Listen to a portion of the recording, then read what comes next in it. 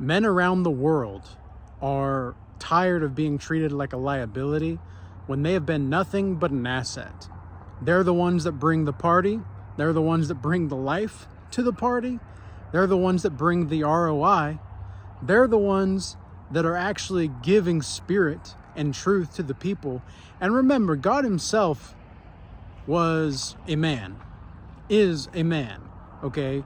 So anybody that's got that twisted, let's get this straight, okay? And any man that really knows what he's about and who he is, he doesn't need to follow anybody's direction. He has his own. And the only direction that he really needs is Yahuwah. And for those of you that don't know, Yahuwah is another term for God. It's the Hebrew original term for God. So if I say Yahuwah, you guys now know what I'm talking about here. But this is exactly what men are starting to enter into, is their villain arc. And they're entering their villain arc because of the lack of support that they're getting from society. Us men are the most despised group of people on the planet. Why? Because we're the ones that bring this life to everybody. We're the ones that are actually getting out there, doing what needs to be doing. And we are doing what needs to be done, rather. That's the best way to put it. And we don't have to placate to our feelings. We don't have to really rely on our feelings to get stuff done. We just do what we need to do. And any man that is not doing that is just a male, okay? Let's get that straight too. Any man that is not doing what he needs to be doing, he's just kind of rolling through life and going with the flow. It's okay to go with the flow, but there's a time to attack and there's a time to yield. Now, more than ever, we need to, as men, retaliate. And I'm not saying we need to start a physical revolution and be violent, but I'm saying that we need to assert ourselves, because the way that we assert ourselves in the world and the way that we interact with the world is going to really demonstrate how the world caters to us back. In my experience, I have always been called the kind of weird, not necessarily, I guess, eccentric.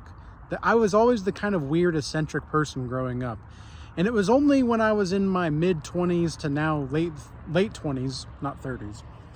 But I'm 28 years old now. And it was only until this point when I actually started to have some semblance of respect from society.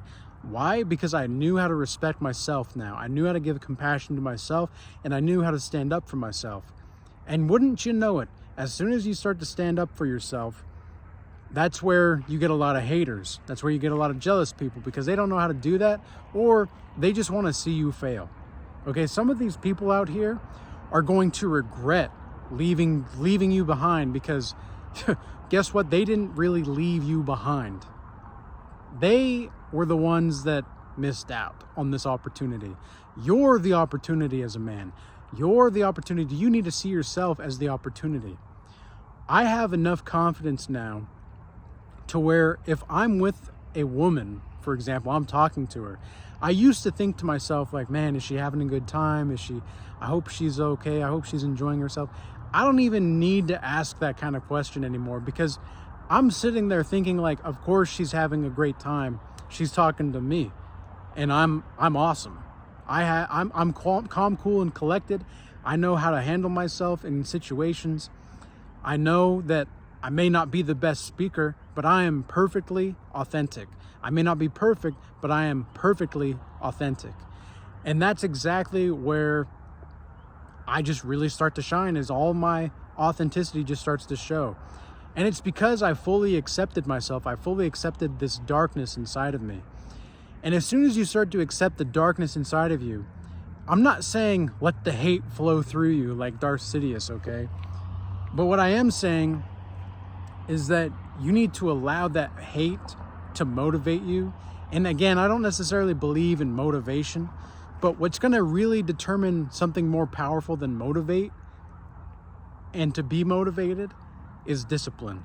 If you can be disciplined, you can do anything. because discipline will grant you certain passages of life and certain doors that would not be open if you didn't have that discipline.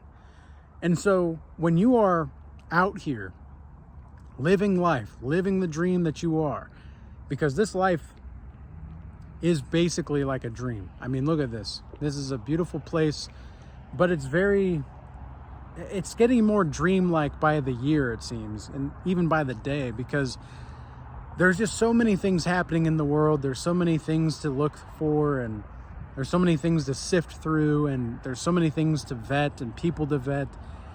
And it's really just getting to the point to where men are deciding that they can do this by themselves. They can opt out, because why should men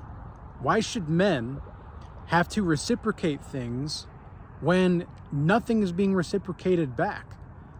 And then what's so crazy is, especially in relationships with women, they will act like, sometimes anyway, if you really know how to stand up for yourself properly, this doesn't really happen. But if you're starting out and you're really learning how to self-respect, and you're learning how to demonstrate that self-respect to other people and demand how you want to be treated, maybe command is a better word for this. Commanding. Not demanding, but commanding respect.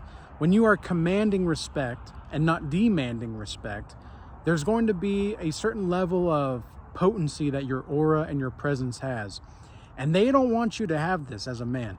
But you as a man need to have this more powerful presence than everybody else in the room. And it's not necessarily you need to be the loudest, or you need to be the most, you don't need to be seeking validation, because if you're trying to seek validation from other people and you can't validate yourself, you're never going to be able to move forward in your life the way that you need to. And so the first thing you need to learn how to do is to validate yourself. And that's why a lot of men are starting this villain arc, is because they're thinking to themselves, I'm looking for this validation from people in the world, and maybe it's like your boss or your girlfriend or your parents or whoever it is. You're looking for this validation and you're not being given it, even though you're doing everything that you need to be doing, and you're getting kind of bummed out about it. Don't get bummed out about that. You have to do what you need to do for you. Do you know, my dreams that I have, my aspirations, my goals that I have are not like what most people my age want to have. Okay? I'm at a point now to where I know exactly what I need to do to get to a certain place. And it's almost like the devil himself is still trying to put obstacles in my way so that I don't fulfill that. And I swear there's been spells cast on me recently where it's like there have been certain people that are acting like witches. And I don't think they actually always know what this is. I don't think they know what they're doing exactly. These people are witches without even knowing they're witches. They're not really following the Most High, even though they claim to be Christian and all this. What they're doing is they're practicing witchcraft, and they're participating in a Christian idealist cult is what they're really doing. And that's what a lot of these men out here are really striving to do. A lot of men are leaving the churches because they're realizing, wow, this church is actually kind of a patriarchy that is not a patriarchy. It's a patriarchy that is actually run by women.